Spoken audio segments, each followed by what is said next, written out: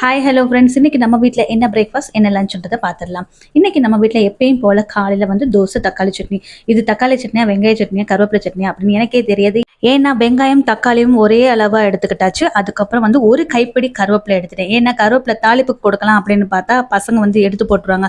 அதனால வெங்காயம் தக்காளியோட ஒரு கைப்பிடி கருவேப்பிலையை போட்டு நல்லா வதக்கிட்டு அதுக்கப்புறம் மிக்ஸி ஜாரில் போட்டு நல்லா நைஸ் பண்ணிட்டு ஒரு கொதிக்க வச்சுட்டு தான் அதுக்கப்புறம் நான் பசங்களுக்கு கொடுத்தேன்.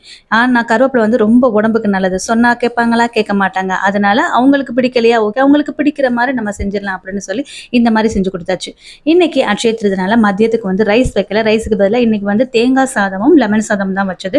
அது கூட வந்து சாம்பார் தான் வச்சேன். வீட்டில் இருக்கிற கேரட்டு உருளைக்கிழங்கு போட்டு சாம்பார் வச்சாச்சு.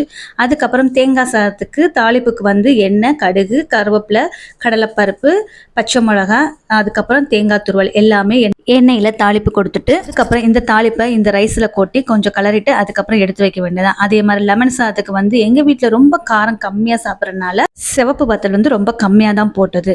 இன்னைக்கு நம்ம வீட்டில் வந்து தேங்காய் சாதம், லெமன் சாதம் வித் சாம்பார், அது கூட மாம்பழம்.